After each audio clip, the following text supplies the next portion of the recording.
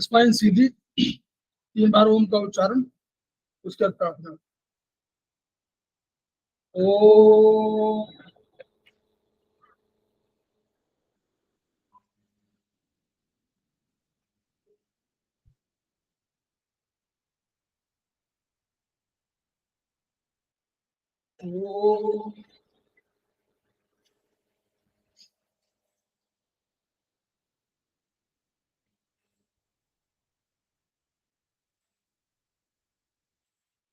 ओ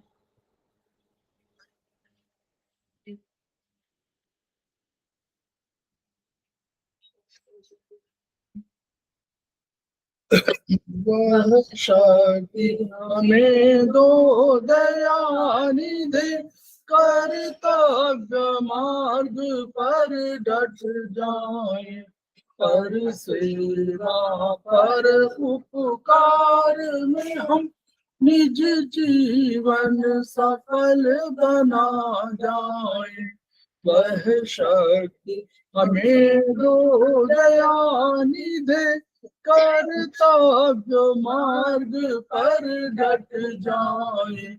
हम दीन दुखी निर्बलों विकलों के सेवक बन संताप हरे, जो मैं बिछड़े भूले भटके उनको तारे खुद तर जाए। वह शक्ति हमें दो दयानिधि, कर्तव्य मार्ग पर डट जाए। चल देश धर्म पाखंड छूट, अन्याय से निषिद्ध दूर करे, जीवन हो शुद्ध सरल अपना, शुच प्रेम सुधारस बरसाए। वह शक्ति हमें दो दयानिधि, कर्तव्य मार्ग पर डट जाए। जान मान मर्यादा का प्रभु ध्यान रहे, अभिमान रहे। इस देव भूमि में जन्म लिया, बलिदान उसी पर हो जाए। वह शक्ति हमें दो दयानिधि, कर्तव्य मार्ग पर डट जाए। पर सेवा पर उपकार में हम निज जीवन सफल बना जाए।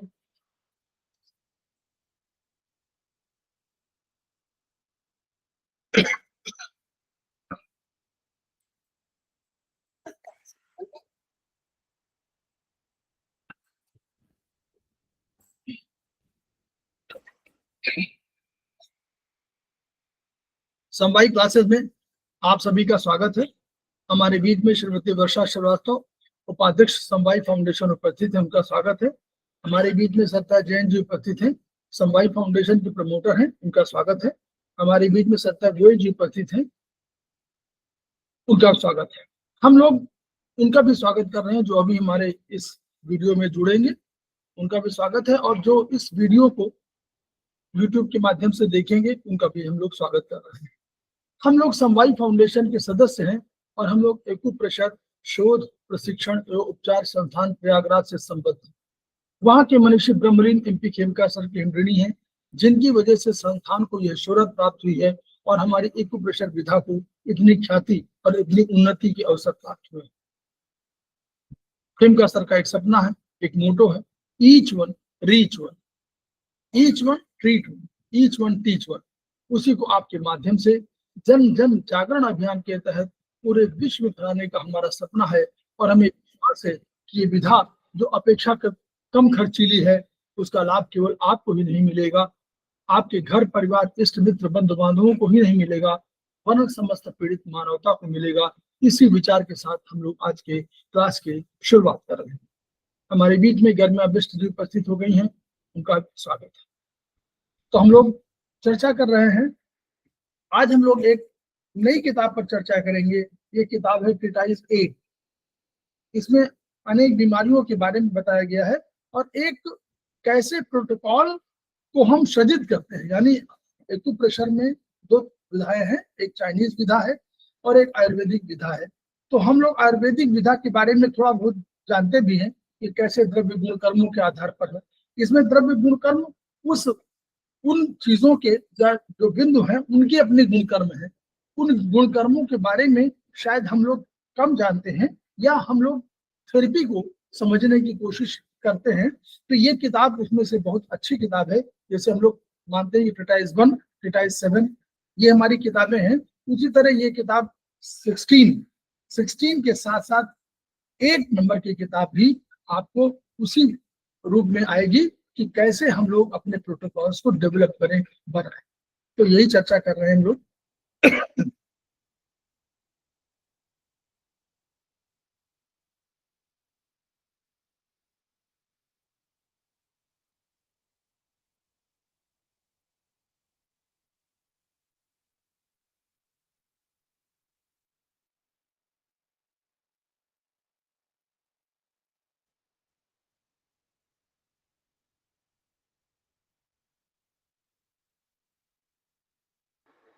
ये किताब सर ये हमें किसी सेमेस्टर में मिलेगी क्या? जी ये बुक हम लोग को किसी सेमेस्टर में मिलेगी? ट्रीटाइज 8 नहीं? सेमेस्टर में ये किताब नहीं है। ये किताब सेमेस्टर में नहीं है, किसी सेमेस्टर में नहीं है, इसीलिए इसको थोड़ा देखना चाहिए। बहुत बढ़िया किताब है, पार्ट 8 है ये। तो पार्ट 7 के बाद पार्ट 8 है, लेकिन ये किताबें कोर्स में नहीं है बाय द वे। वो अपना कोर्स रखा है, उन्होंने अपने दृष्टिकोण से रखा हुआ है। तो हम लोग उसी पर चर्चा करने जा रहे हैं।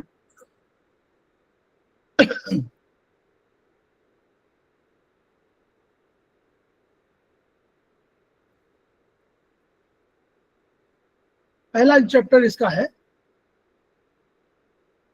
हम लोग यहाँ बात कर रहे हैं prevention is better than cure. Chapter number 1 है।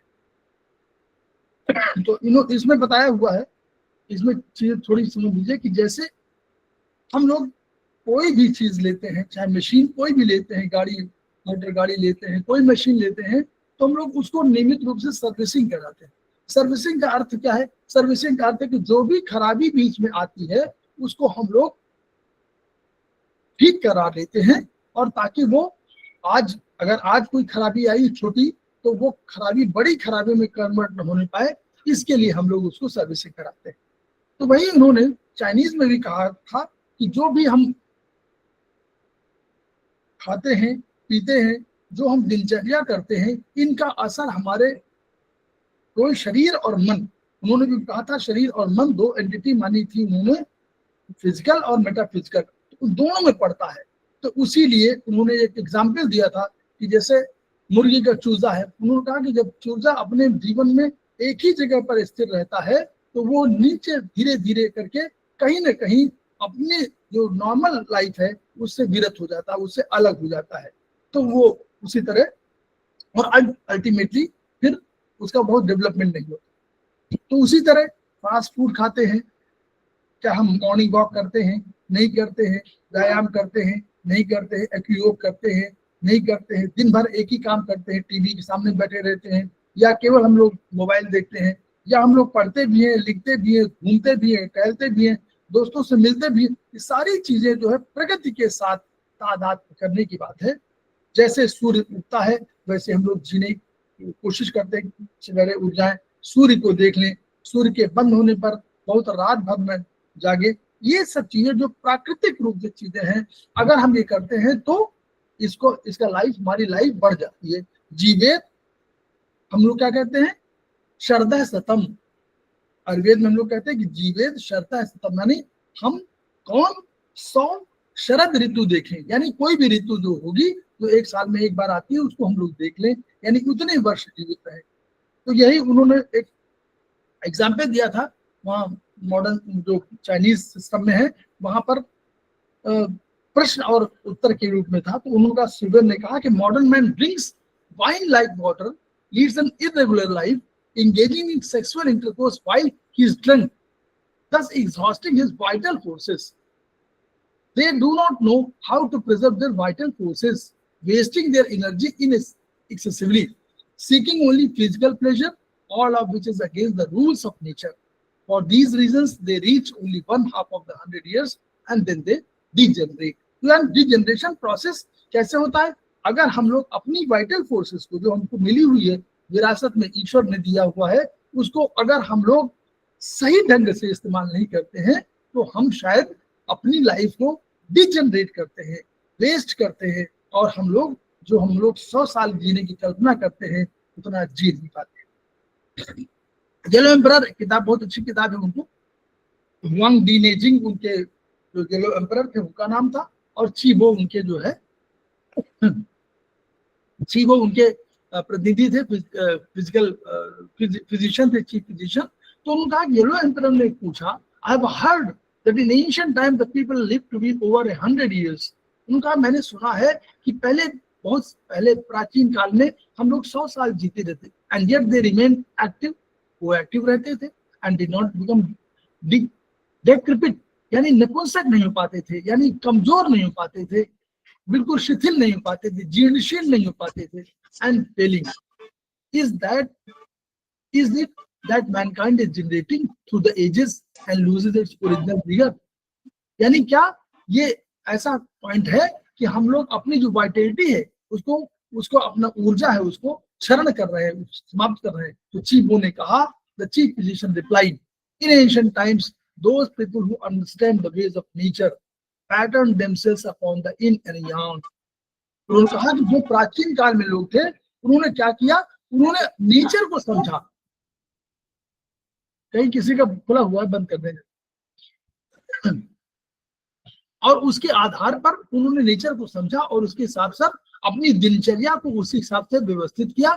इसलिए वो इन यांग सारी चीजों को समझ रहे थे, इसलिए उन्होंने वो उनको स्वस्थ लाइफ जीवित रहे, और कैसे 100 वर्ष तक जीवित रहे या अनेक वर्षों तक जीवित।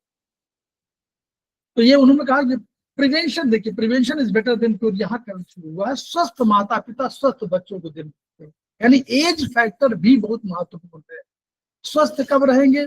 अपने वाइटलिटी के जो आपका काल है, जो नॉर्मली 18 वर्ष में जब होता है तो 25 से लेकर के 35 वर्ष की उम्र में आप जो है बढ़िया स्वस्थ रहते हैं। तो अगर इस समय ही आप माता पिता बनते हैं तो वो बेस्ट माना जाएगा। जो बच्चे जन्म के समय स्वस्थ मजबूत होते हैं उनको जीवन काल में अपेक्षाकृत कम रोग होते हैं। अगर आप स्वस्थ हैं तो आपको जीवन काल में कम रोग होंगे, उनका मानसिक स्तर ऊंचा होगा, शरीर आपका बढ़िया होगा तो मानसिक स्तर ऊंचा होगा। ऐसा वैस जो बचपन में स्वस्थ मजबूत रहा हो, यदि बीमार पड़ता है तो उसका उपचार करना सरल है, सहज है, जल्दी ठीक हो जाता है। शरीर का प्रिवेंटिव मेंटेनेंस करना अत्यावश्यक होगा। प्रिवेंटिव करिए, यानी जितना हमारा क्षरण हो रहा है इसको हम लोग मेंटेन करें। हम सोते हैं क्यों सोते हैं? हम लोग जो एनर्जी वेस्ट करते हैं उसको गेन करने के लिए हम लोग सो जाते हैं, हम लोग आराम करते हैं। बुढ़ापा आने पर देखिए, पर मस्तिष्क काठिन्य सेरेब्रल क्लोरोसिस बोलते नहीं है, ये सेरेब्रल बुढ़ापा आने पर होने लगती है। तो हम लोग उसको जो रोगी को क्या प्रॉब्लम होती है, इपैथी, उदासीन हो जाते हैं। हम लोग अपने मित्रों से मिलना नहीं चाहते, अपने घर परिवार के लोगों से मिलना नहीं चाहते, हम लोग डूबे रहते हैं एक काल्पनिक संसार में। काल्पनिक संसार क्या है? मोबाइल का संसार काल्पनिक संसार है, उसमें डूबे रहते हैं। उदासीनता आने लगती है जीवन में। इससे हमको विरत होना, अलग होना है, अपने मित्रों से बात करना, घर परिवार के लोगों से बात करना, थोड़ा सा अपने घर के लोग हैं, 3-4 लोग हैं, उनके बीच में भी हम लोग अपना कम्युनिकेशन गैप में खत्म कर दें। दूसरा, इनेबिलिटी टू फॉलो आर्गुमेंट, किसी तर्क को समझ न सकना। अगर ये आपके धमनी काठिन्य होगा, वो सेरेब्रल ब्रेन की स्क्लेरोसिस होगी, तो किसी तर्क को समझ नहीं सकता। कोई बात कह रहा है, आप उसको समझ नहीं पा रहे क्योंकि आपके सेल टिश्यू डैमेज हो चुके हैं, डिजेनरेट हो चुके हैं, कम हो चुके हैं। ये नॉर्मल लाइफ में होता है, लेकिन अगर अधिक होता है तो हम लोग मानते हैं कि ये हम लोग जल्दी समझ नहीं पाएंगे। दूसरा, कमजोरी महसूस करेंगे, फीलिंग डिक्रेपिट, आप कमजोरी महसूस करेंगे, जीर्णशील हो जाएंगे। प्रत्येक वृद्ध व्यक्ति को वर्ष में एक बार मल्टीपल क्लोरोसिस के निम्नलिखित बिंदुओं पर 15 दिन उपचार लेना चाहिए। देखिए लिखा हुआ है, अब इसको हम लोग नोट करें और हमेशा यूज करना शुरू करें अपनी थेरेपी में।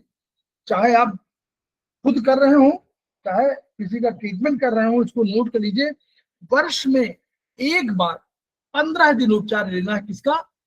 5 पॉइंट है, बहुत बढ़िया पॉइंट है। GB33, ST36, UB13, UB17, कितने बढ़िया पॉइंट है। UB13 क्या है? लंग्स, हम लोग समझ रहे हैं ना, लंग्स का क्या है?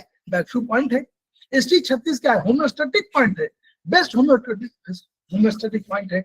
UB17 क्या है? हम लोग मानते हैं कि अगर रक्त और तरल को बढ़ाना है तो UB17 हमारा 8 एक्स्ट्रा ऑर्डिनरी पॉइंट्स में से आता है, इन्फ्लुएंशियल पॉइंट्स में, तो UB17 हो गया। GB33 और 34, GB33 क्या है? जॉइंट्स के लिए, पैरों के joint के लिए। GB34 जहां आपको मसल्स के लिए बहुत महत्वपूर्ण है। GB34, वही GB33 आपको किसके लिए बहुत महत्वपूर्ण है? ज्वाइंट के लिए। तो इसलिए आप वृद्ध व्यक्ति है तो ज्वाइंट की प्रॉब्लम होती है, तो GB33, ST36, UB13, 4 पॉइंट है, केवल 4 पॉइंट को टोन कर लीजिए। 15 दिन टोन करना है, नोट कर लीजिए और अपने उसमें बताइए, सबको बताइए, ज्ञान को खूब प्रचारित करिए ताकि। And also give governing vessel spine treatment भी करिए। और यूबी स्पाइन ट्रीटमेंट क्या है? यूबी मेरिडियन जहां जा रही है उसी बगल में, तो यूबी मेरिडियन उसी गवर्निंग वेसल के बगल से जा रही है, यानी थोड़ा सा चैनलाइज कर दीजिए। और आप ऐसे आप कर रहे हैं, इसी बगल में, तो यूबी मेरिडियन दोनों तरफ जा रही होगी, बस। ठीक। 6 पॉइंट देखिए, सर्वदा, इसने कोई पॉइंट पूछना हो तो पूछते जाइए, कोई चिंता नहीं। सर्वदा स्वस्थ रहने के लिए आहार, विहार, विचार, मनोभाव, व्यवहार सात्विक करें। जितना सात्विकता आप करेंगे उतना ही आप स्वस्थ होते जाएंगे, उतना ही आप जो है मानसिक और शारीरिक रूप से स्वस्थ रहेंगे। 7वां, जीवन की अवधि को बढ़ाने के लिए, एजिंग प्रोसेस को कम करने के लिए, एजिंग प्रोसेस घटाना है। हम लोग क्या कहते हैं, वहां भी तो कुछ रिवाइज भी कुछ करता है, कहता है कि ये टीका लगा लीजिए, वो कर लीजिए, तो वही है। हम क्या करना है, क्या देखिए, बैलेंसिंग क्या है हमारा? बैलेंस का सिद्धांत है ना, सम्यक श्रम, जितना आवश्यक उतना करिए।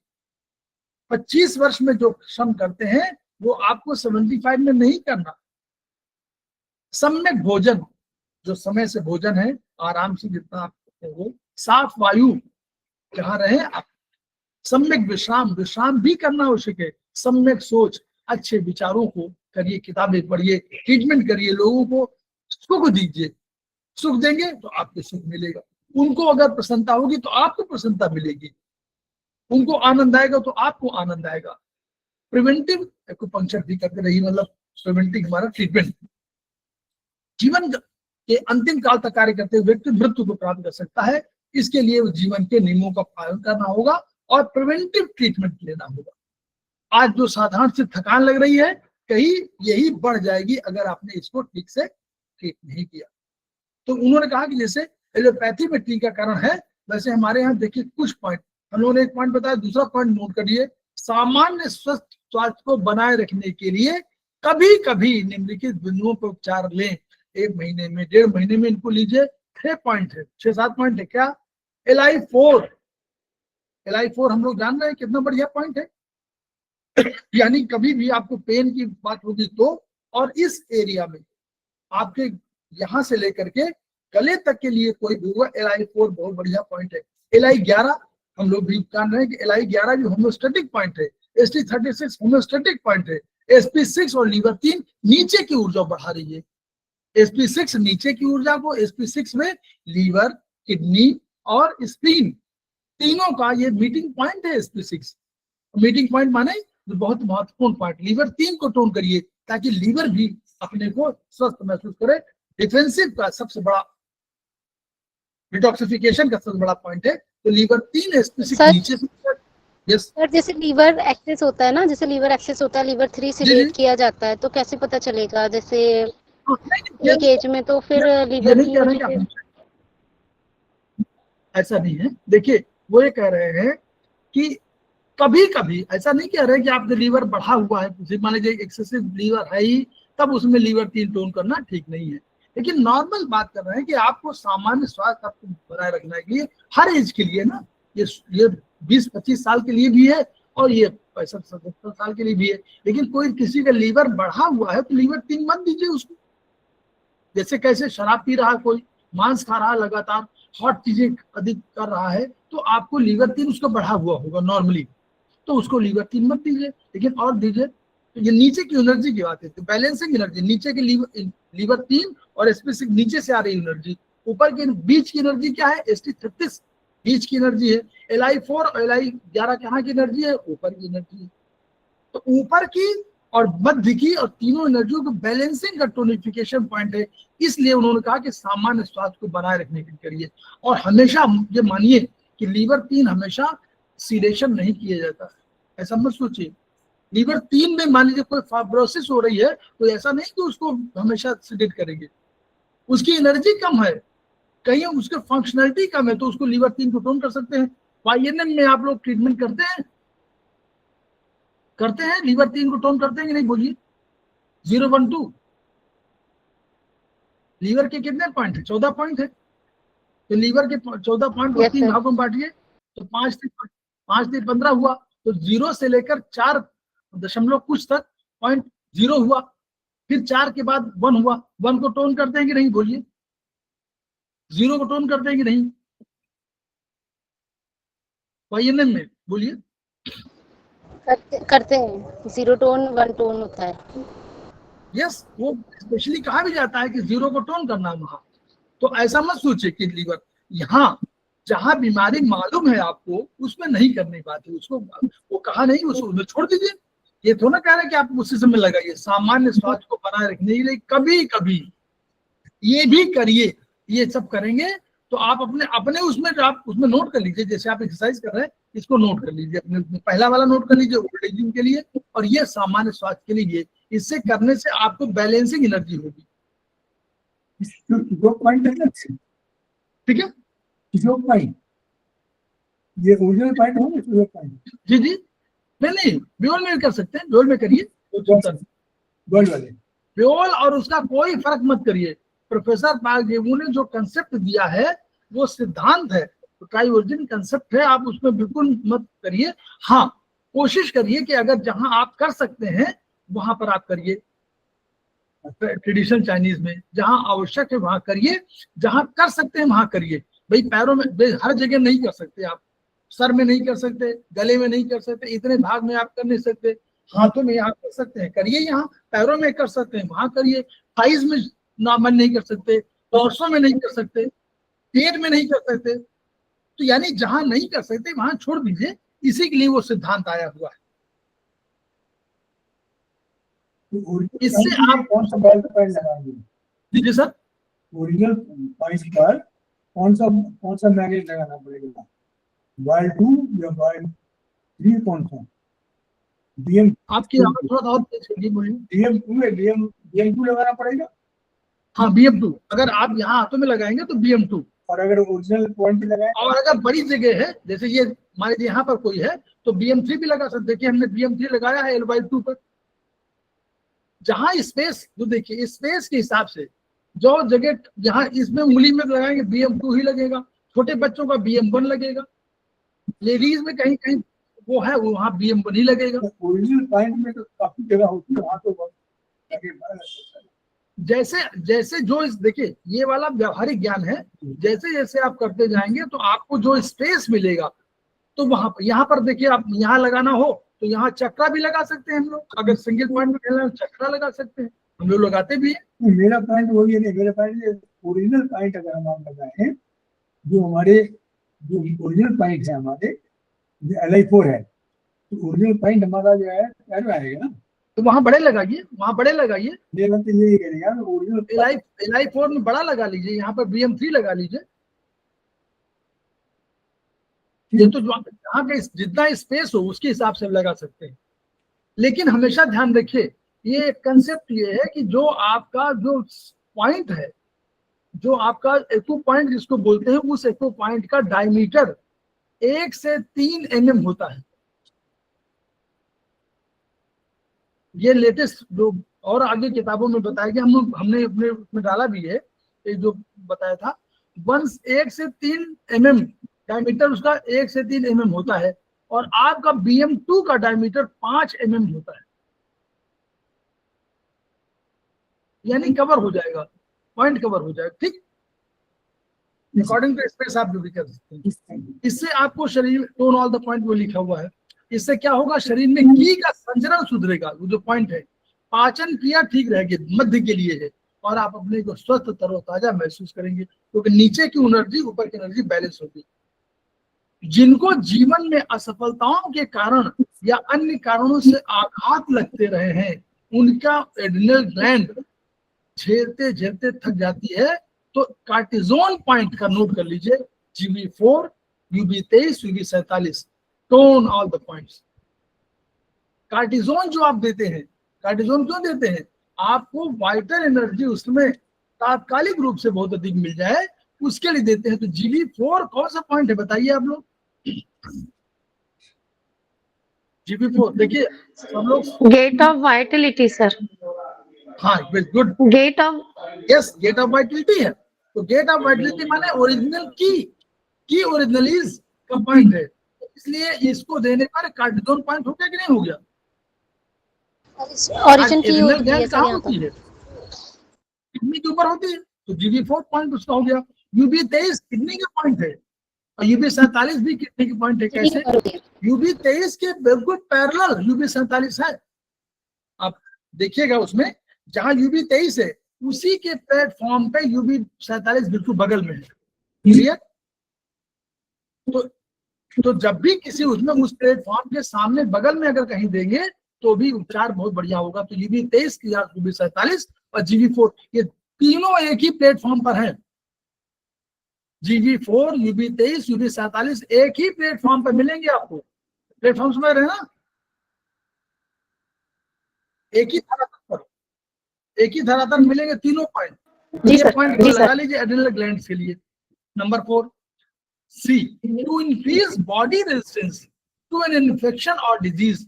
बॉडी रेजिस्टेंस के लिए जो हम लोग कभी कभी ब्लैक कलर लगाते हैं, याद करिए हम लोग यहाँ ब्लैक कलर लगाते हैं Titais 6 के हिसाब से, Titais 6 माने वो सेमेस्टर 4 के हिसाब से, यहाँ हम लोग लगाते हैं ना 3,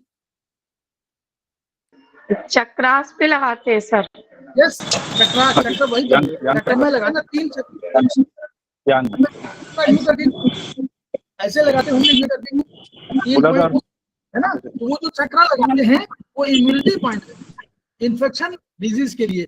यहाँ जो लगाते हैं LVM 0.9 rate, all LVM 0.9 rate left हम लगाते हैं ना हम लोग, बोलिए। जी सर। यस सर, वो भी इन्फेक्शन है। और दूसरा हम लोग लगाते हैं यहाँ पर CV मेरिडियन पर, कंसेप्शन वेसल मेरिडियन पे लगाते हैं ना हम लोग ब्लैक कलर, वो सब इन्फेक्शन के लिए है। 0 चाइनीज में लगाते हैं ऑर्गन सोर्स पॉइंट टोन, और सेडेट करते हैं हम लोग ज़ीग्लर पॉइंट, वो भी सब लगाते हैं ना हम लोग, वो सब इन्फेक्शन के हैं। वो एक पॉइंट और आपको मिल गया LI4, LI11, SP6, ST36, ST37, G14। ये ST36, 37 ये होम्योस्टैटिक पॉइंट के साथ साथ ब्लड जनरेशन के लिए भी काम करते हैं। LI4, LI11 और ऊपर वाले पॉइंट के लिए, SP6 नीचे वाले पॉइंट के लिए, ST36, 37 बीच वाले पॉइंट के लिए। गवर्निंग वेसल मेरिडियन 14 पॉइंट्स है जो बहुत महत्वपूर्ण है, और वो भी आपको कई का मीटिंग पॉइंट है, clear. Tone all the points to increase body resistance. जो जिसको भी आपको करना हो ट्रीटमेंट, ये ट्रीटमेंट देखिए कितने 6 पॉइंट है कुल मिला करके, 1 2 3 4 5 6 पॉइंट है। 6 पॉइंट पर आप लोग ट्रीटमेंट कर सकते हैं।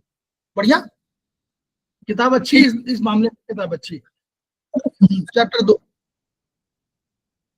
उपचार सिद्धांत, उपचार परियोजना। अब इसको थोड़ा सा जो, क्योंकि फर्स्ट सेमेस्टर न होकर के सेकेंड सेमेस्टर और थर्ड सेमेस्टर से इसको थोड़ा सा समझ में आना चाहिए। ट्रीटमेंट प्रिंसिपल क्या हम लोग करते हैं, स्टेप्स ऑफ डायग्नोसिस और डिजीजेस, रोग निदान के चरण, इनको ऐसे करना। कैसे, ट्रीटमेंट प्लानिंग, उपचार योजना। दूसरा हम लोग 2 चाहिए, हम लोग क्या कहते हैं आयुर्वेद में, एक तो लिंग औषध ज्ञानम, स्वस्था तुर्परायणम, त्रिसूत्रम शाश्वतम पूर्णम बुद्धेयम पितामह, वहां बोलते हैं ना, तो वही है steps of diagnosis of disease. पहले रोग निदान क्या चीज होती है और फिर उपचार करना, वही दो चीजें है ना। तो स्टेप्स क्या है, तो किसी का खुला हुआ बंद कर लीजिएगा तो थोड़ा सुनने में आसानी रहेगी, सबको अच्छा लगेगा। चाइनीज एक्यूपंक्चर में 12 स्टेप्स में रोग निदान किया जाता है। इस मतलब जानकारी कैसे करें कि कौन सा रोग हुआ है। Number 1, differentiate each sign and symptom, प्रत्येक संकेत और लक्षण के डिफरेंशिएट करिए। नंबर 2, बाहरी रोग कारकों का शरीर पर आघात हुआ है या नहीं इसको निश्चित करिए। गर्मी में निकल गया आपको खुद मालूम पड़ेगा, प्लस आपको उसके कुछ सिम्टम आएंगे। तो आपने कहिए एसी में बैठे हुए हैं तो आपको ठंडक लग सकती है, आप बाहर गए हुए हैं गर्मी लग सकती है, ठंडक में बाहर निकल गए तो ठंडक लग सकती है। तो ये आपको डिफरेंशिएट करना पड़ेगा और उसके लक्षण आएंगे तो उनसे आप समझ लीजिए। तीसरा, पता करें कि कौन सा तत्व प्रभावित है। हम लोग देखेंगे ना तुरंत कि ये जल प्रभावित है कि गर्मी प्रभावित है, क्या है, वही जो हमारे 5-6 है ना, 5 एलिमेंट हैं, उन्हीं की एनर्जी है। तो कौन से 5 एलिमेंट प्रभावित है और उनकी एनर्जी कैसे होगी। नंबर 4, पता करें कि रोग अंदरूनी इन या यांग ऑर्गन तक फैल गया है या मेरिडियन लेवल पे है। पहले जो आपकी बीमारी है वो कहाँ जाती है, चारों तरफ मेरिडियन फैली हुई है। Meridians are the means by which, बोलिए, meridians are the means by which man is created। yes, very good। दर्शन भी है क्या? Yes, sir. ठीक। हाँ हाँ, फिर उसका वो meridians are the means by which man disease arises, नीचे से अंदर से उभरती है। And the meridians are the means by which disease occurs, बाहर से आती है। And meridians are the means by which man is cured. क्या डिफिनेशन है, केवल ओनली 4 फंडामेंटल यही है। तो यानी पहले आपको हमेशा मेरिडियन मार्ग में आएगी बीमारी, कोई भी आएगी मेरिडियन मार्ग के अंदर जा ही नहीं पाएगी, क्योंकि बाहर की तरफ क्या है, एक आपका मेटाफिजिकल एक शरीर है, उस मेटाफिजिकल शरीर में पहले ऊर्जा आएगी तब फिजिकल शरीर में जाएगी। तो पहले कहाँ जाएगी, मेरिडियन में। तो पहले मेरिडियन में जाएगी, घुसने की कोशिश करेगी, फिर अंदर जब अंदरूनी हो जाएगी तो यांग और इन यांग ऑर्गन में चली जाएगी। ठीक, तो पहले देखना है कि अभी अटैक हुआ है तो इसको एक्यूट, हम लोग बोलते नहीं एक्यूट, या पहले बोलते हैं कि एक्यूट हुआ है कि नहीं, फिर हम लोग क्रॉनिक, एक्यूट, सब एक्यूट एंड देन क्रॉनिक, यही तो बोलते हैं। पहला एक्यूट, फिर सब एक्यूट, थोड़ा और अंदर घुसा, और फिर क्रॉनिक हो गई। Find out which of the 8 guiding criteria involve. 8 पथ प्रदर्शक सिद्धांत, उनको भूलना नहीं है, सब याद है हम लोगों को कि 8 क्या है, हॉट एंड कोल्ड है, एक्सटीरियर इंटीरियर है, इन यांग है, और एक्सेस और डिफिशिएंट है। तो ये कौन सा सिद्धांत है, एक्सेस है, बहुत तेज बोल रहा है एक्सेस है, बहुत धीमा बोल रहा है तो डिफिशिएंट है, ये सब। फिर पता करें कि कौन सा जीवन पदार्थ हमारे जीवन पदार्थ कौन से है, हमारे जीवन पदार्थ कौन है, जो हमारे शरीर में है वही तो है। या तो हमारा कोई क्या होगा, इन जीवन सत्व प्रभावित है, या हमारा बॉडी फ्लूइड प्रभावित है, या हमारा रक्त प्रभावित है, या हमारा की प्रभावित है, ये सब होगा। तो इन्हीं सबको हम लोग खोजना है। Establish a working diagnosis. अब क्या निदान बनाइए कि भाई ये क्या है, पहले हम तय कर लें कि क्या हुआ, तो हम लोग फिर उपचार के सिद्धांत बना लीजिए। फिर उपचार में स्ट्रेटजी चुनिए कि हम कैसे पहले क्या करें, व्हाट टू डू फर्स्ट। आपको तो 2 चीजें दी हुई हैं, एक है उसको पेन बहुत हो रहा है, और दूसरा उसको कोई चीज आपको लग रहा है कि कोई ऑर्गन प्रभावित है। तो पहले पेन का उपचार करेंगे, पेन तो ठीक करिए तभी तो स्ट्रेटजी इसको कह सकते हैं। इसको हम लोग चाहे स्ट्रेटजी कहें या हम लोग कहें मैनेजमेंट, ये एक ही चीज है। उपचार का तरीका चुनिए और उपचार बिंदु चुन लीजिए। रोगी की स्थिति का अनवरत पुनः आकलन करते रहें, फिर दोबारा आया, कुछ चीजें ठीक होंगी, कुछ चीजें नहीं होंगी। जो ठीक हो गई है उनकी ओर से कम ध्यान दीजिए, जो ठीक नहीं हुई उन पर ध्यान दीजिए। क्लियर, ये सब बढ़िया, ऐसे ऐसे पढ़िए इसको। ये किताब कितने लोगों ने पहले पढ़ी होगी?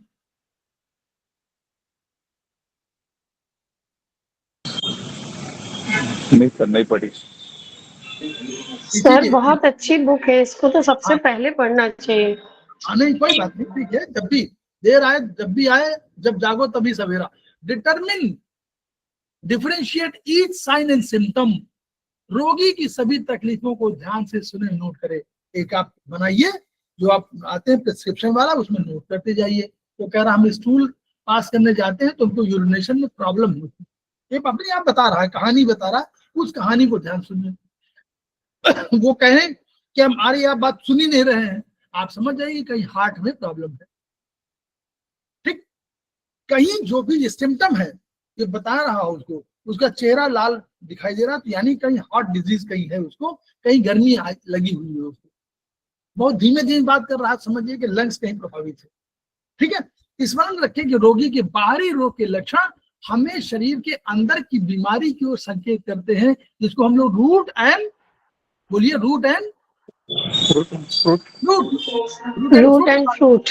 रूट नीचे, फ्रूट बाहर, रूट अंदर और फ्रूट बाहर। तो शरीर के अंदर की बीमारी शरीर के 12-13 स्थानों पर मैनिफेस्ट करती है, ये भी बता दिया। देखिए, और आपको समराइज कर दिया कि 12-13 स्थान है, धीरे धीरे हम लोग उनको समझ जाएंगे, बिल्कुल चिंता की जरूरत नहीं। आवश्यकता है उस सूक्ष्म दृष्टि विश्लेषण की जिसके द्वारा बाहर के संकेतों को देखकर अंदर के रोगों का पता लगाया जा सकता है। हम लोग पता लगा लेंगे, ऐसा नहीं कि नहीं लगा पाएंगे, हम लोग 90% लगा पाएंगे, 80% लगा पाएंगे, कोई दिक्कत नहीं, लेकिन हमको उससे फायदा होगा।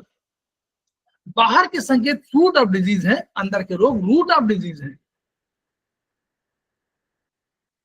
उनको हम डॉक्टर वॉल फोसाई बोलते हैं, फोसाई बोलते हैं, फ्रूट ऑफ डिजीज फोसाई है, रूट ऑफ डिजीज कहीं और है। रोगी की पास हिस्ट्री और वर्तमान लक्षणों को देखकर डिजीज कैजुअल चेन बना हम लोग बनाते हैं। फिर रोगी की 6 कोई चीज छोड़िए नहीं, पहले लिखिए जरूर, भले आप उसका यूज कभी आज भी आ रहा है नहीं आ रहा है। 6 माह पूर्व रोगी की क्या अवस्था थी, 6 माह क्या होगी, ये सब हमको मालूम हो जाएगा। जैसे इन्होंने कहा कि शराब, मांस, तंबाकू सेवन कर रहा है तो लीवर खराब होगा, लीवर खराब होगा तो आगे की स्टेज है फैटी लीवर। फिर क्या होगा, पोर्टल वेन ब्लॉक होगी। पोर्टल वेन हम लोग जान रहे हैं, हम लोग जान रहे हैं पोर्टल वेन नहीं? पोर्टल वेन माने वेन, नॉर्मल वेन, लेकिन नॉर्मल वेन से डिफरेंट वेन नहीं है कि जब कभी कोई भी वेन्स क्या है उसमें रक्त, अशुद्ध रक्त होता है। तो जब किसी भी एसआई से आपको ब्लड बना और ब्लड बनने के बाद उसने बहुत सी चीजों को अंदर कर लिया, उसमें रक्त बनाया, तो रक्त जो है आपको जो वेन्स इकट्ठा हुई तो सीधे के सीधे हार्ट में नहीं भेजते, क्योंकि वो अशुद्ध रक्त जिसमें डिटॉक्सिफिकेशन नहीं हुआ है, अगर वो चला जाएगा तो वही ब्लड सर्कुलेट कर जाएगा। इसलिए एक पोर्टल वेन का कंसेप्ट रखा गया है। पोर्टल वेन माने उसी तरह हुआ जैसे पुली होता है, नहीं पुली होता रेलवे में, तो पोर्टल वेन वही है। ये पोर्टल वेन क्या करती है, ये जाती है और सीधे लीवर में जाती है कि लीवर भैया हम आपको ले आए हैं, अब आप इसको डिटॉक्सिफाई करिए, जो जर्म्स हैं बैक्टीरिया हमको मारते हैं। तो जर्म्स बैक्टीरिया मारने के लिए लीवर तैयार करता है। फिर लीवर उसके बाद क्या करता है, फिर जब ठीक हो जाता है वो क्या कहते हैं डिटॉक्सिफिकेशन हो जाता है, तो वो फिर इंफीरियर वेना कावा में फिर वो डाल देता है उसको, और इंफीरियर वेना कावा से फिर चला जाता है ऊपर ब्रेन में। तो यानी फिर आपको हार्ट में चला जाएगा और हार्ट से फिर आगे सर्कुलेट हो जाएगा। तो अगर ये पोर्टल वेन ब्लॉक हो गई, यानी नीचे जा रही है, ऊपर रास्ता यही कहीं नहीं, यहाँ फाइब्रोसिस या कुछ भी चीज है लीवर में और ये जा ही नहीं बढ़ पा रही है, तो यहाँ पर क्या हुआ, नीचे दबाव डालेगा तो पोर्टल वेन ब्लॉक होने लगेगी। तो इससे क्या होगा, अल्टीमेटली जा नहीं पा रहा है और पोर्टल वेन ब्लॉक हो रही है, तो नीचे के ऑर्गन प्रभावित होंगे और लीवर का भी प्रभावित होगा, क्योंकि लीवर प्रभावित हो चुका तभी तो वो ब्लॉक कर रहा है। तो ये ब्लॉक खराब स्थिति है, अच्छी स्थिति नहीं। इससे आगे चल के बहुत सी भाई डिटॉक्सिफिकेशन हो नहीं रहा ठीक से, तो यानी आपको नुकसान आज नहीं कल परसों होना। कुछ समय बाद स्प्लीनोमेगाली हो जाएगी, स्प्लीन बढ़ जाएगा, बवासीर हो जाएगी, फाइब्रॉइड्स, फिर एनल से रक्त निकलेगा, फिर मुंह से भी रक्त आ सकता है। उसके बाद अन्य लीकी वेरिकेस माने जो ये वेरिकेस वेन्स टाइप की है, वो भी जो है ऊपर से आई और नली नीचे से आती है और यहाँ पोर्टल वो यहाँ वेन से वो लीवर से मिलती है। तो लीवर अगर कहीं प्रॉब्लम प्रभावित हो रहा है तो अन्य नली में भी कॉन्स्ट्रिक्शन हो सकता है, वहां प्रॉब्लम हो सकती है। वो उनको ए टाइप ऑफ वेरिकोज वेन्स, आप ये भी समझ सकते हैं। तो ए टाइप ऑफ वेरिकोज वेन्स, तो यानी अन्नली भी आपको स्ट्रक्चर में हो जाएगी, कहीं आपको ठीक से फंक्शन नहीं कर पाएगी, उसका काम भेजना है और वो भेज नहीं पा रही, रुका हुआ है। क्या अन्नली में खाना रुका हुआ है तो भी प्रॉब्लम आपको होगी, आगे जा ही नहीं रहा। तो याद रखिए कि रोगी का प्रत्येक सिम्टम हमें अंदर की बीमारी की संकेत देता है। जैसे जीभ पर पीली परत, पीला रंग जो है हमेशा हीट के लिए बोलता है। जो पीली परत जब हो जाए तो मानिए कि आपको हीट, ठीक है, ये वो है। उसी तरह लाल हो जाए तो भी हीट है। लाल हो जाए तो इनडिफिशियंसी भी हो सकती है लालिमा की वजह से, और बहुत लाल है तो समझ लीजिए कि द पेशेंट हैज टू से, जो पेशेंट कह रहा या पेशेंट कहना चाहता है उसको सुनिए जरूर। रोगी के मूवमेंट, टेम्परामेंट, स्ट्रक्चर आदि को ध्यान रखिए। पत्ता दुबला है, ताजा है, कैसा है, वो बता देता कि स्ट्रक्चर। हम लोगों ने ट्रिटाइस 7 में पढ़ा है कि कैसा स्ट्रक्चर है, कैसा वो। रोगी के सबसे अधिक डिस्ट्रेसिंग सिम्टम का कोई कह रहा है कि हमको सबसे अधिक प्रॉब्लम यूरिनेशन में हो रही, तो वो पहली बात बता रहा है ना कि सबसे अधिक डिस्ट्रेसिंग सिम्टम हमारा क्या है। तो अब हम समझना है कि हमारा अगर है तो ये हमको किडनी से रिलेटेड कोई चीज हमको बता रहा है। किडनी डिफार्मर यही सब तो है। उसकी पास्ट हिस्ट्री को और पास्ट प्रॉब्लम्स को समझे। कोई ऑपरेशन हुआ तो नोट कर लीजिए। उसने कहा कि हमको गॉल ब्लैडर का ऑपरेशन हुआ, यानी गॉल ब्लैडर का ऑपरेशन हुआ तो कुछ फंक्शन उसका प्रभावित अपने आप ही हो रहा है। यानी जो फैट वाला चीजें हैं उसको पचाने में उसकी प्रॉब्लम आ रही होगी कहीं ना कहीं, ठीक है। तो ये ऐसे हम लोग उसको जोड़ते हैं। रोगी द्वारा की दी गई की इंफॉर्मेशन को नोट करें और अंडरलाइन करें। Blood, urine, stool, endocrine etcetera, रोगी की सभी pathological reports, X-ray report, echocardiogram, EMT, CT scan, MRI, ultra, आप नोट करिए। ऐसा मत डरिए नहीं, उसमें केवल एक पॉइंट नीचे लिखा होगा, आपको कुछ नहीं पढ़ना आता, समझ आता तो नीचे कुछ लिखा होगा इम्प्रेशन नोट कर लीजिए। फिर ऊपर जहां पॉइंट होगा वहीं पर आप इम्प्रेशन लिखा हुआ, मान लीजिए कि लीवर की बात कर रहा तो लीवर को पढ़िए। जहां बीमारी होगी उसी को अधिक वो लिखेगा, सही को कोई नहीं लिखता है। तो आपको हमें मान लीजिए हम नहीं समझना चाहते, कम जानते हैं, कोई बात नहीं है, डरिए नहीं। आप इम्प्रेशन को पढ़िए तो वो बता देगा कि इसमें ये है। वो बता, जहां ऊपर का आप होल्ड एब्डोमेन का जहां आपको देखा तो आपको समझ में आ जाएगा। जो प्रॉब्लम होगी, गॉल ब्लैडर में प्रॉब्लम होगी तो गॉल ब्लैडर का लिखेगा, किडनी के होगी तो किडनी का लिखेगा, यूट्रस होगा तो यूट्रस लिखेगा। जो चीज नोट करे उसी को नोट करिए। Please note that tone of patient's voice, the way he carries himself, his colour, complexion, his emotions are important symptom. ये जब बात करेंगे इसी बातचीत में सुनकर बात कर, यही पूछ कर, यही तो है हमारे को। तो उनको colour and coating of tongue are very important diagnostics. अगर इसको जानते हैं, जितना जानते हैं, मैं ये नहीं कह रहा हूँ कि आप एक्सपर्ट है, कोई आप मत समझिएगा कि चौथे सेमेस्टर में है तो आप इतने एक्सपर्ट हो जाएंगे कि जैसे टंग देखा तो खेमका सर की तरह आप तुरंत, ऐसा नहीं होगा। ऐसा होने में समय लगेगा, ठीक है। खेमका सर सब नहीं होते, लेकिन हम लोग उनको तात्कालिक आदर्श के रूप में मान के चलते हैं। और फिर अपना उद्देश्य रखिए कि खेमका सर से ऊपर उनसे अधिक जानकारी करनी। ज्ञान है, ज्ञान तो समुद्र मिल रहा है, उनसे अधिक ज्ञान, लेकिन अभी उनको आदर्श मान के चले, ठीक। Pulse diagnosis the best. अभी पल्स डायग्नोसिस कोई शायद ही बताता है कहीं, ट्रिटाइस 7 में है पल्स डायग्नोसिस। कोई पढ़ाया गया किसी को किसी सेमेस्टर में? कैजुअल छोड़ दीजिएगा, 1 घंटे स्टडी हुई हो, बोलिए कोई, एनी पर्सन जो सेमेस्टर 2 कर चुके हो, पल्स डायग्नोसिस बताया गया किसी को? मैं जानना चाहता हूँ। अरे इसका मतलब बताया गया, चलिए ठीक। तो पल्स डायग्नोसिस कोई पढ़ाता बहुत कम है, कोई नहीं बताना चाहता, वो आगे चल जाता है। रोगी की यूरिनरी प्रॉब्लम्स को नोट करें। तो यूरिनरी प्रॉब्लम्स होगी, किडनी से प्रॉब्लम होगी रिलेटेड। अब कैसे देखिए, बहुत बढ़िया बता दिया। फ्रीक्वेंट यूरिनेशन होगा, एक्सेस यूरिनेशन होगा, स्कैंटी यूरिनेशन होगा, इनकॉन्टिनेंस ऑफ यूरिन होगा, रिटेंशन ऑफ यूरिन होगा, एन्यूरिया होगा, पेन इन यूरिनेशन होगा, बर्निंग यूरिनेशन होगा, पेशाब के पहले जलन, पेशाब के बाद जलन, पेशाब के समय जलन, dribbling, weak stream, stone, blood in urine, bed wetting, colour of, यही सब पॉइंट होंगे जिनको उन्होंने समराइज करके लिख दिया है आपकी सहायता के लिए। प्रोस्टेट ग्लैंड बढ़ने से 50 वर्ष से बड़े पुरुष रोगियों को पेशाब में तकलीफ हो जाती है। प्रोस्टेट ग्लैंड एक ऐसी ग्लैंड है जो जिसके अंदर से आपकी जो स्पर्म वाला है वो जाता है और उसमें स्पर्म जो है उसमें एड ऑन होता है, इसमें इसको सीक्रेशन होते हैं, और ये जो है जैसे जैसे एजिंग प्रोसेस होता है, जैसे जैसे उसका कम यूज होने लगता है, तो वैसे वैसे प्रोस्टेट ग्लैंड बढ़ने लगती है।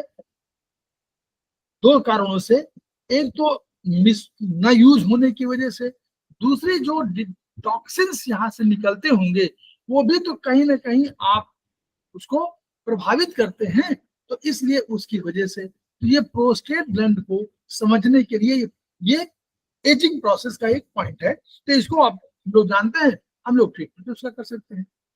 हम लोग अगर आयुर्वेदिक करेंगे तो हम लोग आयुर्वेद में करेंगे, तो कहाँ करेंगे हम लोग, तो बता सकता है?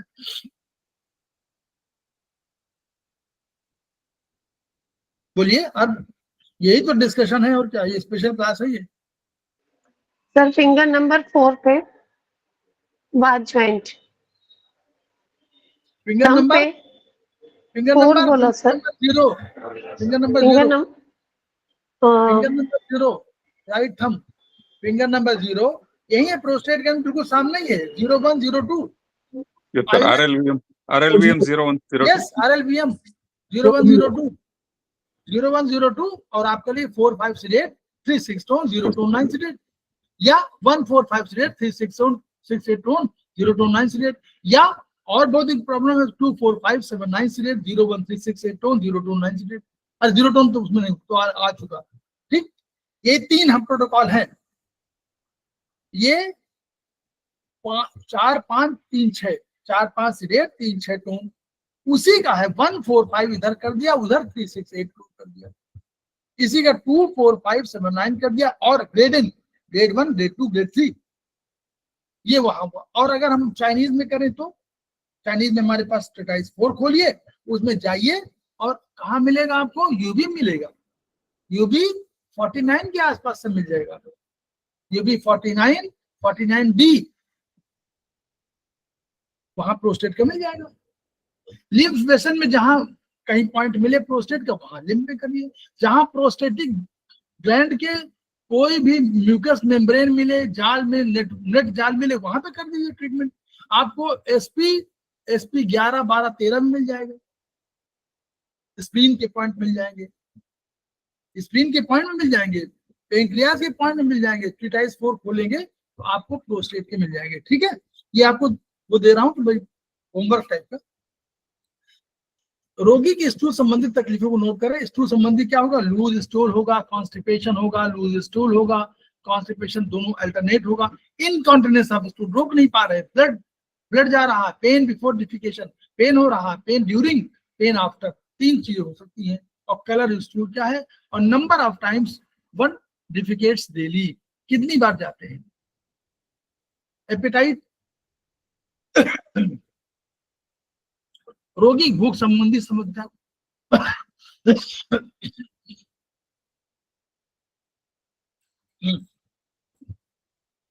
ज्यादा भूख लगेगी तो क्या होगा नॉर्मली?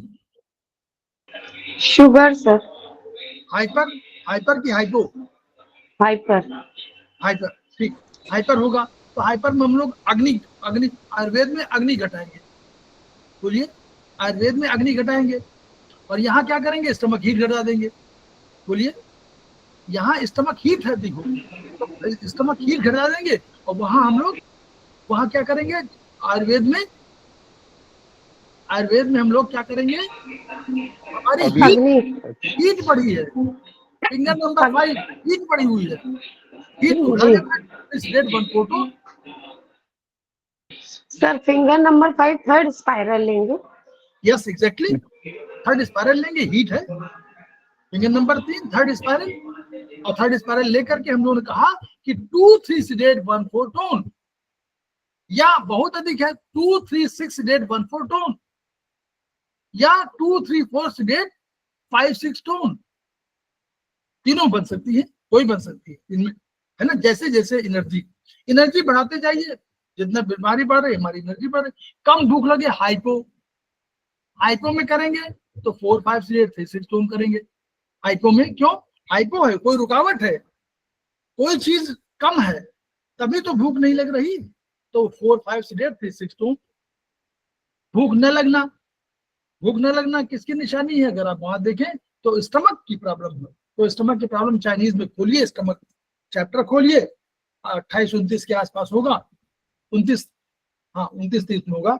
स्टमक वहां खोलिए, और भूख न लगना सिम्टम ऊपर लिखा हुआ, टोन कर दीजिए। टोन करने के लिए क्या करना पड़ेगा, स्टमक के सब पॉइंट टोन करिए। स्टमक के सबसे बढ़िया पॉइंट CV12 ST36, उसमें स्टमक के बैकशू पॉइंट होंगे, तो बैकशू पॉइंट आप जोड़ लीजिए। बैकशू पॉइंट कौन जोड़ेंगे, वहां पर UB 20-21 में कोई पॉइंट होगा, स्पीन का पॉइंट ऐड कर दीजिए, SP 3-6 वो भी ऐड हो जाएगा। तो अगर ये सब ऐड कर देंगे तो भी आपका प्रोटोकॉल बढ़िया बन जाएगा। स्पीन को ऐड कर दीजिए, स्टमक को ऐड कर दीजिए, और UB 20-21 जो ऐड कर दीजिए, आपका पूरा बन जाएगा। ऐसे बनाते हैं ना हम लोग, ऐसे चाइनीज बनता है। आप ध्यान रखिएगा, ध्यान केवल दीजिए पॉइंट्स पर, रटिए नहीं, पॉइंट समझिए बस। मेरा बार बार कहना है कि पॉइंट समझिए, अब रटिए नहीं, रटने की उम्र चली गई। 20 साल तक 32 साल तक रटिए, शेष बाद में समझिए। Past history, family history. अगर पिता स्मोकर तो पुत्र को राइट लंग की टीबी हो सकती है, माता टीबी तो पुत्र को लेफ्ट लंग की टीबी हो सकती है। अगर एक टेस्टिकल छोटा है, बड़ा है, तो किडनी भी छोटी और बड़ी हो सकती है। अगर आपकी दोनों चिन्ह मिली हुई है, ये वाला ये चिन्ह मिली हुई है, तो भी किडनी पर प्रभाव पड़ेगा इसका। क्लियर, किडनी सर यहाँ पर ये पिता को राइट लंग्स बोला, जबकि राइट एन होता तो माता का होता है। राइट ऑर्गन राइट साइड जो भी होता है वो माँ का होता है। उससे नहीं डिराइव हुआ है। वो जो दिया चाइनीज का कंसेप्ट है, इतना हम बहुत बहस नहीं करेंगे। तो इसके पीछे अलग लॉजिक है ना, है? हाँ, इसके वो पीछे अलग तो लॉजिक वैसे हम होगा। देखेंगे, यांग और इनकी बात आप वो है जी मैडम, गरिमा मैडम बोल रही क्या? नहीं मैं इसके बोल रही, इसके पीछे कुछ और लॉजिक है। हाँ लॉजिक दूसरा, ठीक है। तो वो है ये वाला, उन्होंने कंसेप्ट लिखा, हर जगह लिखा है, तो ठीक है। Determine the presence of absence of external pathology, जो भी बाहरी रोग आक्रमण हुआ है, तो इसको अटैक ऑफ एक्सटर्नल विंड हो सकती है, attack of external wind cold हो सकती है, विंड हीट हो सकती है। तीनों चीजें, गर्मी में विंड हीट होगी, ठंडक में विंड कोल्ड होगी, और कभी बात एक्टिव हो रहा होगा तो एक्सटर्नल विंड भी अटैक करती है। सर ये एक्सटर्नल विंड कोल्ड है, इनिशियल वो सिम्टम्स और बाद में वो इन्फेक्शन में कन्वर्ट हो जाता है क्या? हाँ वही तो इन्फेक्शन है। विंड कोल्ड के साथ भी कोल्ड में जितने बैक्टीरिया होंगे वही तो शामिल होंगे।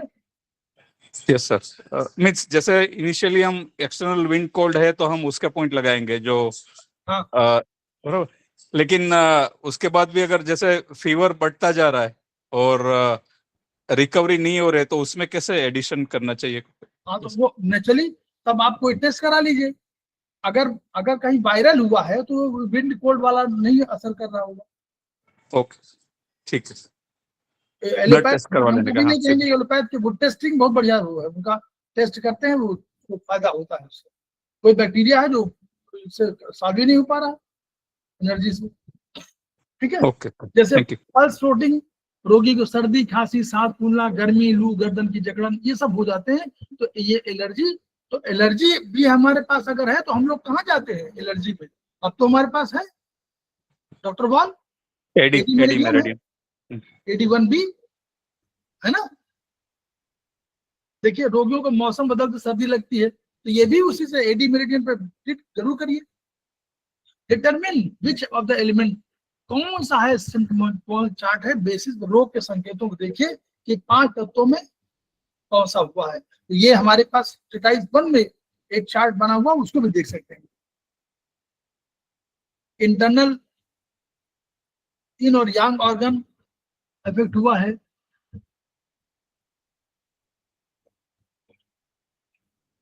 कि मेरिडियन लेवल पर कि भाई कहाँ गया हुआ, अंदर है बाहर के ऑर्गन में है या केवल मेरिडियन अंदर चला गया या बाहर ही है। तो ये वही वाला पॉइंट आ गया।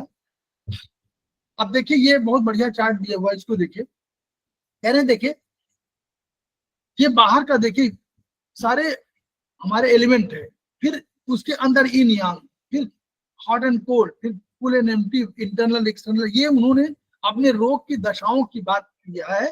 तो फर्स्ट रो में है 5 एलिमेंट, फिर इन यांग, फिर कोल्ड एंड हॉट, फिर full and empty, internal external, ये उन्होंने से लिया हुआ है। इसी बेसिस पर हम लोग अपनी ट्रीटमेंट को, कंसेप्ट को डेवलप करते हैं। बस ये है, जैसे रोगी के रोग के संकेतों को देखकर पता चला कि वाटर, अब देखिए इसको एग्जाम्पल दिया उन्होंने, वाटर एलिमेंट। आपने पहले देखा कि वाटर एलिमेंट के बाद पेट फूला हुआ है, आपने कहा वाटर कहीं बढ़ा हुआ है, ठीक। यूरिन कम जा रहा है, पेट फूला हुआ है, तो यानी वाटर एलिमेंट हुआ है।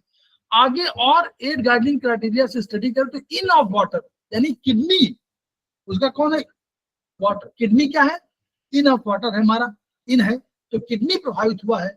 फिर हमने स्टडी किया तो किडनी में यांग की डिफिशियंसी है, हमने देखा वो सिम्टम से।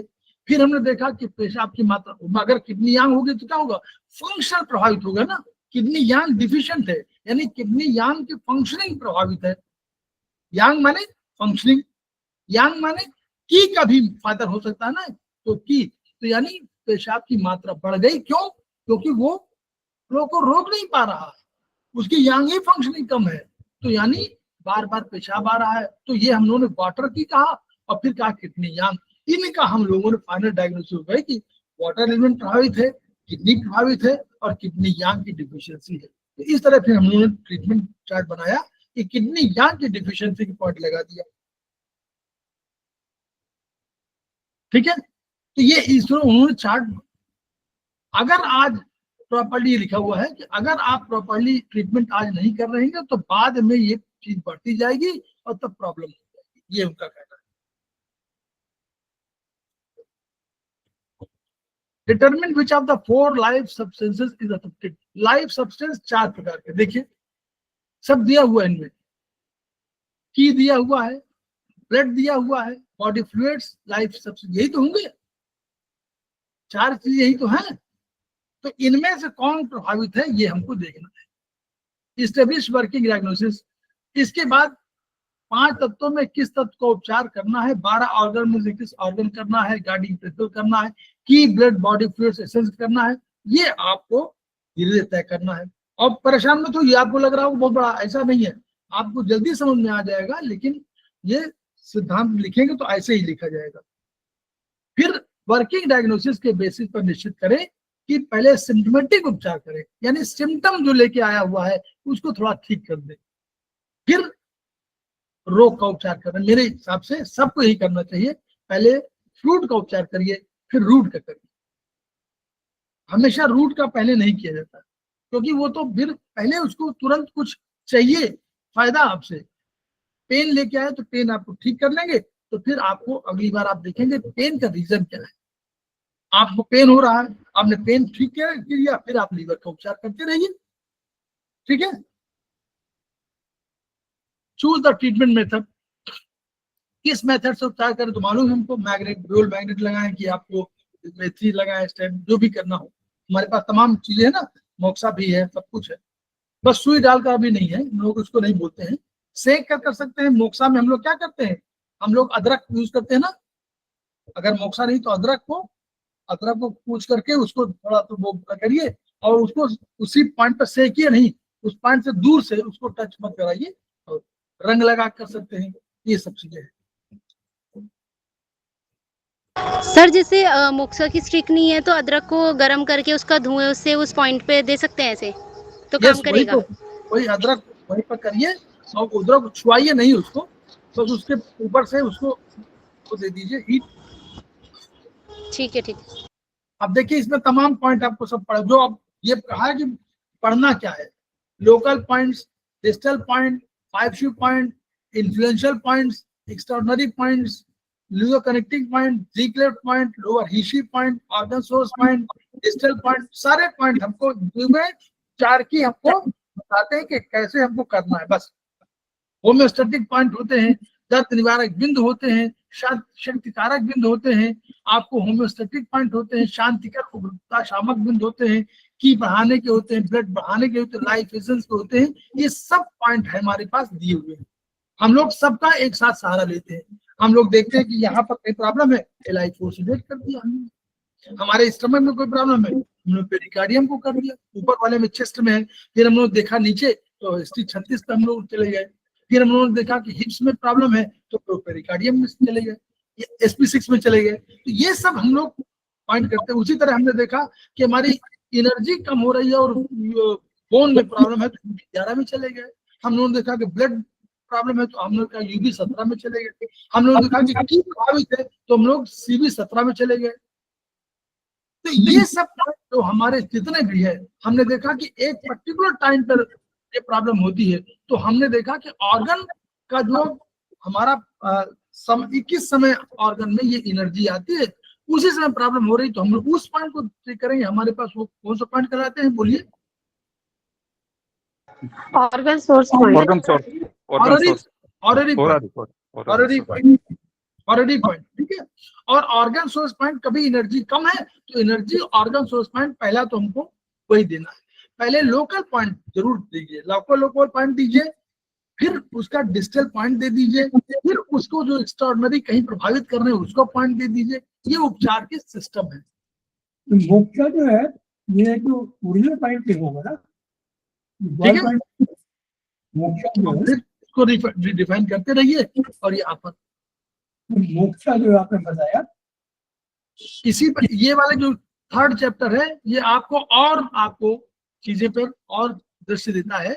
और ये देखिएगा, इन्होंने कहा कि देखिए डॉक्टर वॉन्ग लेटिंग, एक ये विद्वान हुए, एक हुए डॉक्टर चेंग डैनन हुए गए, एक डॉक्टर मास्टर टोंग हो गए। ये सब लोगों ने स्टडी किया और लगातार इस पर अध्ययन कर रहे हैं, और उसी पर इन्होंने एक माना कि क्या माना, कह रहे हैं इतने प्रोटोकॉल का अध्ययन करके और तदनुसार उपचार द्वारा लाभ प्राप्त करना ही इन चीनी विद्वानों को सच्ची श्रद्धांजलि हुई। खेमका सर की इस किताब का अगर आपने अध्ययन कर लिया तो सच्ची श्रद्धांजलि यही है। आप कोई मंदिर बनवाएं या न बनाएं, आप कोई मूर्ति पूजा करें या ना करें, उनको आरती दिखाएं या नहीं दिखाएं, लेकिन अगर आपने इस किताब का अध्ययन किया और इस किताब का अध्ययन करने के बाद अगर आपने अपना ट्रीटमेंट, अपने घर परिवार का ट्रीटमेंट, आपके पास पड़ोस का ट्रीटमेंट, आपने जो थेरेपी में कोई आया है पेशेंट, उसका ट्रीटमेंट आपने किया और वो एक भी व्यक्ति ठीक हुआ, तो ये उनके लिए सच्ची श्रद्धांजलि होगी। ये मान के चलिए। प्रीनेटल डिजीज आनुवांशिक या जन्मजात रोग जो पहले से आपके पास आए हुए हैं, जन्म के बाद के रोग और कुछ ट्रॉमा हो गया है, चोट जनित, 3 तरह के ये रोग नॉर्मली होते हैं। अब देखिए गैस्ट्रो में जितना हो सकता है, कितने मिनट पढ़ाना है इस वाले को? 5 मिनट और रह गया है। कितना रह गया है दर्शन जी, कितना रह गया है? 7:19 हो गया है। 5 मिनट, 5 मिनट बाद ब्रेक करते हैं, फिर हम लोग कोई दिक्कत नहीं है, थोड़ा समझ लेंगे, फिर हम लोग आगे कंटिन्यू, इसको अगली बार फिर कंटिन्यू करेंगे। गैस्ट्रो इंटेस्टाइनल प्रॉब्लम्स, अब यह समझिए यहीं से शुरू हो गया। अब खेमका सर और आगे बढ़ गए और आपको और सिखा रहे हैं कैसे। Gastrointestinal problems are postnatal disease, हम लोग जान रहे हैं, Hepatitis 2, Hepatitis 7, root of postnatal key is spleen and stomach. Prenatal क्या है? किडनी, पोस्टनेटल क्या है? Spleen and stomach. The spleen and stomach produce food qi from the food we eat. The digestive tract क्या करता है? उसमें spleen है, stomach है, स्मॉल इंटेस्टाइन है, लार्ज इंटेस्टाइन है. This is called gastrointestinal tract. इस गैस्ट्रो इंटेस्टाइनल ट्रैक्ट में गड़बड़ी होने पर क्या होगा? फूड की और पोस्टनेटल की नहीं बन पाती, व्यक्ति कमजोर हो जाता है. यहां से थेरेपी शुरू हुई, इसीलिए बहुत महत्वपूर्ण माना जाता है.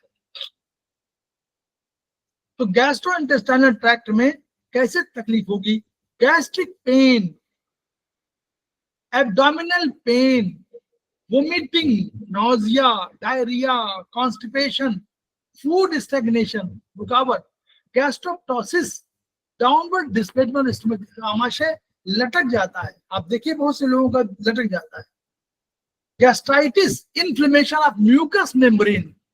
अब जब म्यूकस मेम्ब्रेन की बात करें तो जब भी आप कभी टिटाइस 4 देखें, टिटाइस 3 देखें, जहां म्यूकस मेम्ब्रेन की प्रॉब्लम कोई का पॉइंट कोई दिया हुआ है तो गैस्ट्राइटिस हो तो ये इन्फ्लेमेशन म्यूकस मेम्ब्रेन की होगी. तो म्यूकस मेम्ब्रेन का पॉइंट जरूर लगाइए.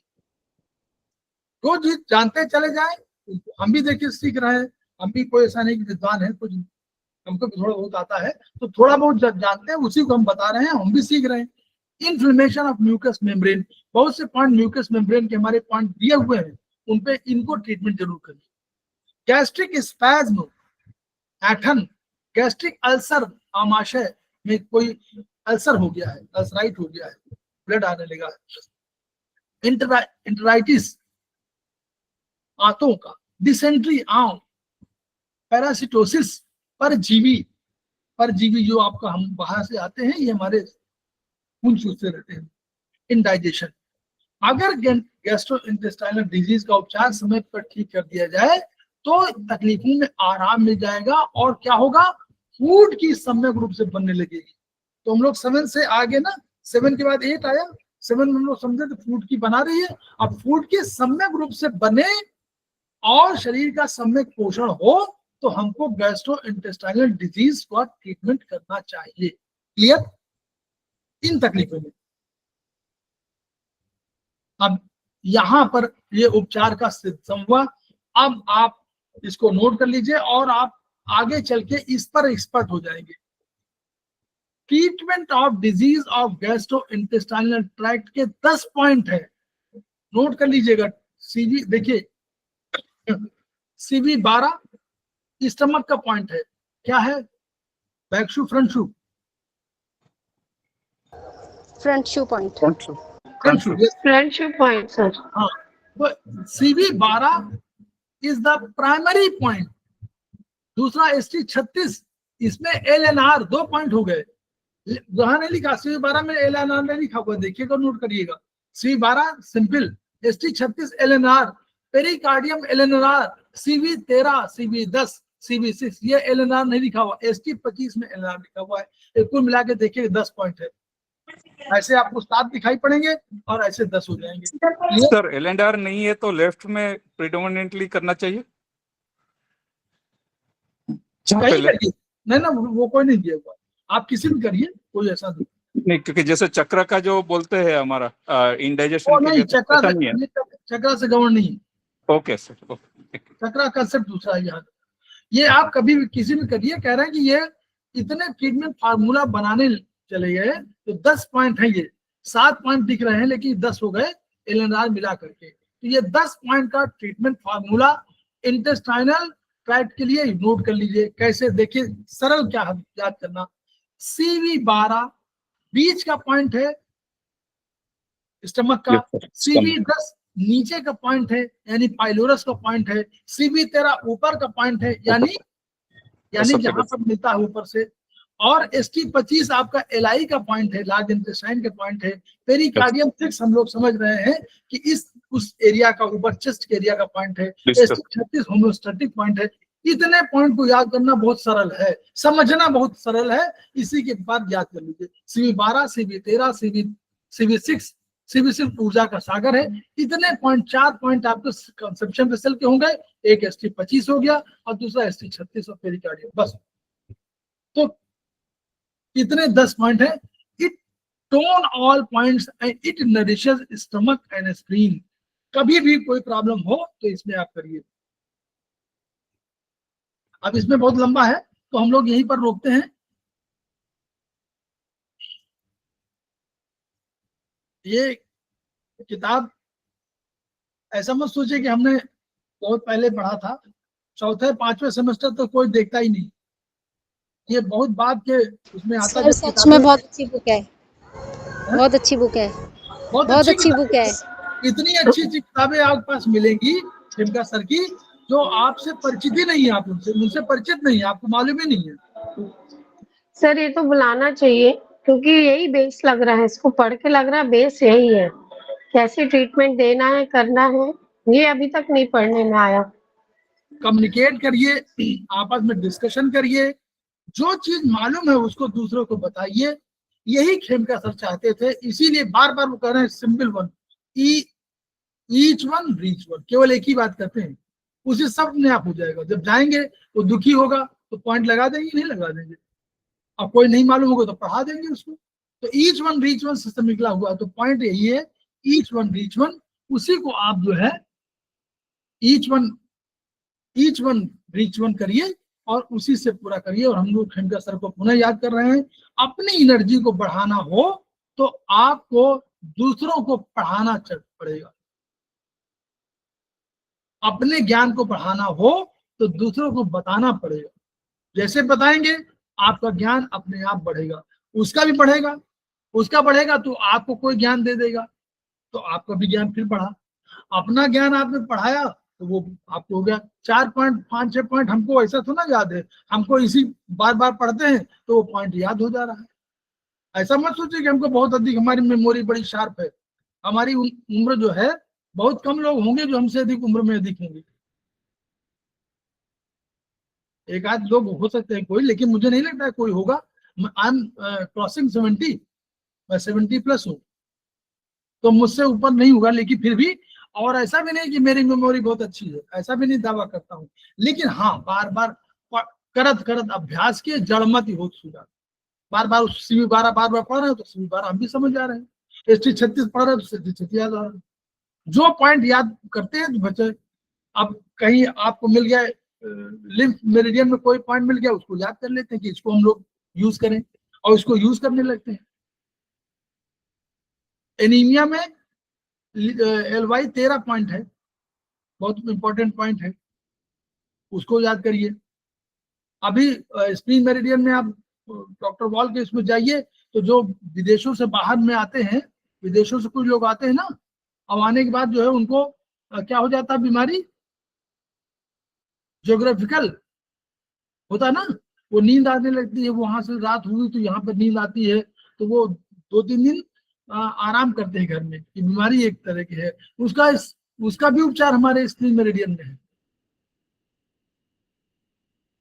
तो इसलिए हम लोग खेमका सर को याद करेंगे, उनकी ऊर्जा को याद करेंगे। और कौन सी चीज है, each one reach one, each one treat one, each one teach one. इन्हीं शब्दों के साथ हम लोग 2 मिनट का ब्रेक, फिर हम लोग ट्रीटाइज 16 में आएंगे, फिर चर्चा करेंगे व्हाट इज इन।